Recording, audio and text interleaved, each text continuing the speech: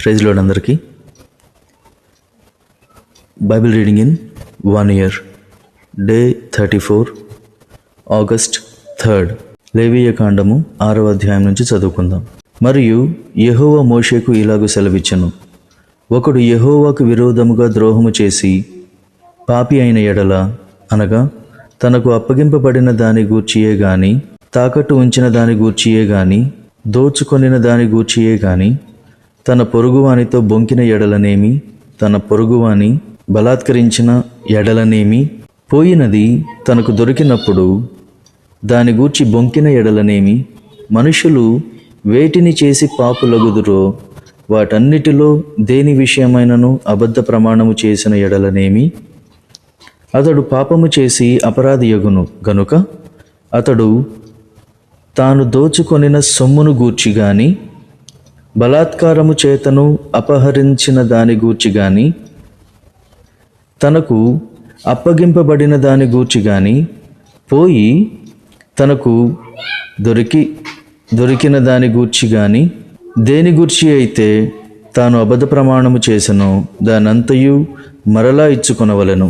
ఆ మూలధనము ఇచ్చుకొని దానిలో 5వ వంతును తాను అపరాధ పరిహారార్థ బలి అర్పించు దినమున సొత్తుదారునికి ఇచ్చుకొనవలెను. అతడు యెహోవాకు తన అపరాధ విషయములో నీవు ఏర్పరచు వెలకు మందలో నుండి నిర్దోషమైన పొట్టేలును యాజకుని యొద్దకు తీసుకొని రావలెను.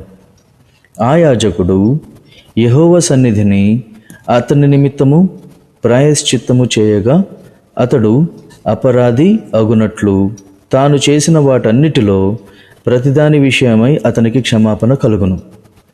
మరియు యెహోవా మోషేకు ఇలాగు సెలవిచ్చెను, నీవు అహరోనుతోనూ అతని కుమారులతోనూ ఇట్లనుము, ఇది దహన బలిని గూర్చిన విధి.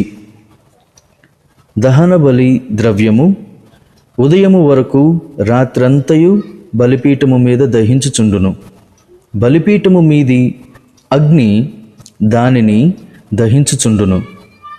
యాజకుడు తన సన్ననార నిలువుటంగీని తొడుగుకొని తన మానమునకు తన నారలాగును తొడుగుకొని బలిపీఠము మీది అగ్ని దహించు దహన బలి ద్రవ్యపు బూడిదను ఎత్తి బలిపీఠమునొద్ద దానిని పోసి తన వస్త్రములను తీసి వేరు వస్త్రములను ధరించుకొని పాళెము వెలుపలనున్న పవిత్ర స్థలమునకు ఆ బూడిదను తీసుకుని పోవలెను. బలిపీఠము మీద అగ్ని మండుచుండవలెను, అది ఆరిపోకూడదు. ఉదయమున యాజకుడు దాని మీద కట్టెలు వేసి దాని మీద దహన బలి ద్రవ్యమును ఉంచి సమాధాన బలియగు పశువు క్రొవ్వును దహింపవలెను. బలిపీఠము మీద అగ్ని నిత్యము మండుచుండవలెను, అది ఆరిపోకూడదు. నైవేద్యమును గూర్చిన విధి ఏదనగా, అహరోను కుమారులు యెహోవా సన్నిధిని బలిపీఠము ఎదుట దానిని అర్పించవలెను. అతడు నైవేద్య తైలము నుండి దాని గోధుమ పిండి నుండి చేరెడు పిండిను నూనెను దాని సాంబ్రాణి యావత్తును దానిలో నుండి తీసి జ్ఞాపక సూచనగాను వాటిని బలిపీఠము మీద యెహోవాకు ఇంపైన సువాసనగాను దహింపవలెను. దానిలో మిగిలిన దానిని అహరోనును అతని సంతతి వారును తినవలెను. అది పులియనిదిగా పరిశుద్ధ స్థలములో తినవలెను. వారు ప్రత్యక్షపు గుడారము యొక్క ఆవరణములో దానిని తినవలెను. దాని పులియబెట్టి కాల్చవలదు. నా హోమ ద్రవ్యములలో వారికి పాలుగా దానిని ఇచ్చియున్నాను. పాప పరిహారార్థ బలివలను అపరాధ పరిహారార్థ బలివలను అది అతి పరిశుద్ధము. అహరోను సంతతిలో ప్రతివాడును దానిని తినవలను. ఇది యెహోవా హోమముల విషయములో మీ తరతరములకు నిత్యమైన కట్టడ. వాటికి తగిలిన ప్రతి వస్తువు పరిశుద్ధమగును. మరియు యెహోవా మోషేతో ఈలాగు సెలవిచ్చెను, అహరోనుకు అభిషేకము చేసిన దినమున అతడును అతడి సంతతి వారును అర్పింపవలసిన అర్పణ ఏదనగా, ఉదయమున సగము, సాయంకాలమున సగము, నిత్యమైన నైవేద్యముగా తూమెడు గోధుమ పిండిలో 10వ వంతు పెనము మీద నూనెతో దానిని కాల్చవలెను. దానిని కాల్చిన తరువాత దానిని తినవలెను. కాల్చిన నైవేద్య భాగములను యెహోవాకు ఇంపైన సువాసనగా అర్పింపవలెను. అతని సంతతి వారిలో అతనికి మారుగా అభిషేకము పొందిన యాజకుడు అలాగుననే అర్పింపవలెను. ఇది యెహోవా నియమించిన నిత్యమైన కట్టడ. అదంతయు దహింపవలెను. యాజకుడు చేయు ప్రతి నైవేద్యము నిశ్శేషముగా ప్రేల్చబడవలెను. దాన్ని తినవలదు. మరియు యెహోవా మోషేకు ఈలాగు సెలవిచ్చెను, నీవు అహరోనుకును అతని సంతతి వారికిని ఈలాగు ఆజ్ఞాపించుము. పాప పరిహారార్థ బలిని గూర్చిన విధి ఏదనగా, నీవు దహన బలి రూపమైన పశువులను వధించు చోట పాప పరిహారార్థ బలి పశువులను యెహోవా సన్నిధిని వధింపవలను. అది అతి పరిశుద్ధము.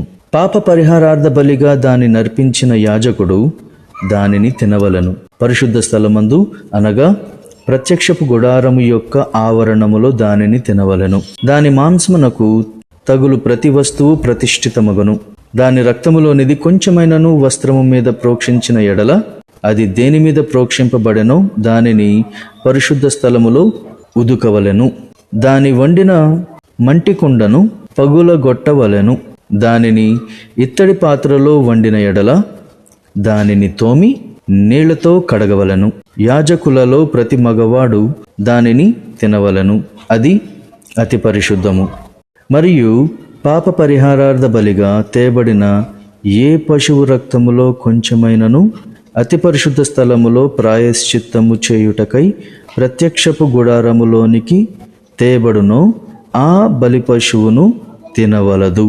దానిని అగ్నిలో కాల్చివేయవలెను. లేవియకాండము 7వ అధ్యాయము. అపరాధ పరిహారార్థ బలి అతి పరిశుద్ధము. దాని గూర్చిన విధి ఏదనగా, దహన బలి పశువులను వధించు చోట అపరాధ పరిహారార్థ బలి రూపమైన పశువులను వధింపవలెను. బలిపీఠము చుట్టూ దాని రక్తమును ప్రోక్షింపవలెను. దానిలో నుండి దాని క్రొవ్వంతటిని అనగా దాని క్రొవ్విన తోకను, దాని ఆంత్రములలోని క్రొవ్వును, 2 మూత్ర గ్రంథులను, డొక్కలపైనున్న క్రొవ్వును, మూత్ర గ్రంథుల మీద క్రొవ్వును, కాలేజము మీది వపను తీసి దానినంతయు అర్పింపవలెను. యాజకుడు యెహోవాకు హోమముగా బలిపీఠము మీద వాటిని దహింపవలెను. అది అపరాధ పరిహారార్థ బలి. యాజకులలో ప్రతి మగవాడు దానిని తినవలెను. అది అతి పరిశుద్ధము. పరిశుద్ధ స్థలములో దానిని తినవలెను. పాప పరిహారార్థ బలిని గూర్చి గాని అపరాధ పరిహారార్థ బలిని గూర్చి గాని విధి ఒక్కటే. ఆ బలిద్రవ్యము దాని వలన ప్రాయశ్చిత్తము చేయు యాజకుని దగును. ఒకడు తెచ్చిన దహన బలిని ఏ యాజకుడు అర్పించునో ఆ యాజకుడు అర్పించిన దహన బలి పశువు చర్మము అతనిది, అది అతని దగును. పొయ్యి మీద వండిన ప్రతి నైవేద్యమును కుండలోనే గాని పెనము మీదనే గాని కాల్చినది యావత్తును దానిని అర్పించిన యాజకునిది, అది అతని దగును. అది నూనె కలిసినదే గాని పొడిదే గాని మీ నైవేద్యములన్నిటినీ అహరోను సంతతి వారు సమముగా పంచుకొనవలను.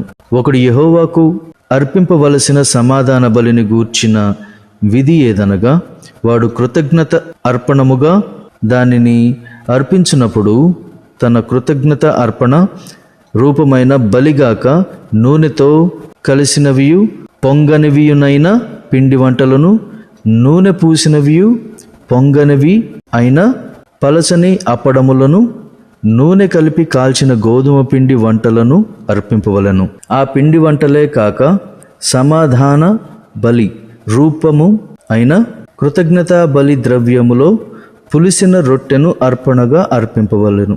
మరియు ఆ అర్పణములో ప్రతిదానిలో నుండి ఒకదాని యెహోవాకు ప్రతిష్టార్పణముగా అర్పింపవలెను.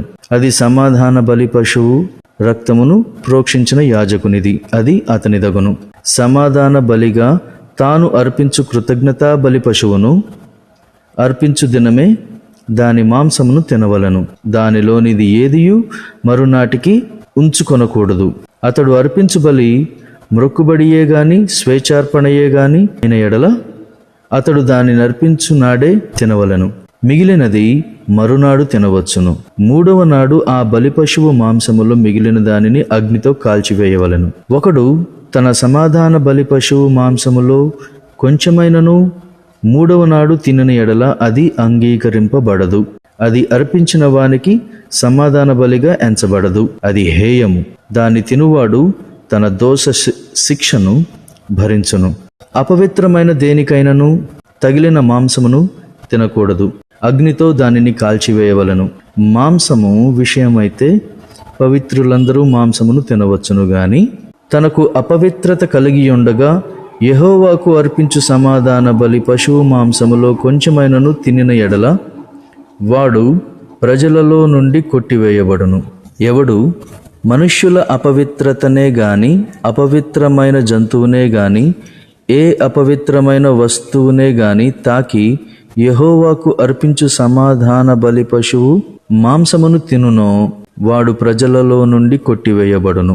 మరియు యెహోవా మోషేకు ఈలాగు సెలవిచ్చెను, నీవు ఇశ్రాయేలీయులతో ఇట్లనుము, ఎద్దుదే గాని గొర్రెదే గాని మేకదే గాని దాని క్రొవ్వును మీరు తినకూడదు. చచ్చిన దాని క్రొవ్వును చీల్చిన దాని క్రొవ్వును ఏ పనికైనను వినియోగపరచవచ్చును గాని దానినేమాత్రమును తినకూడదు. ఏలయనగా మనుషులు యెహోవాకు హోమముగా అర్పించు జంతువులలో దేని క్రొవ్వునైనను తినినవాడు తన ప్రజలలో నుండి కొట్టివేయబడును.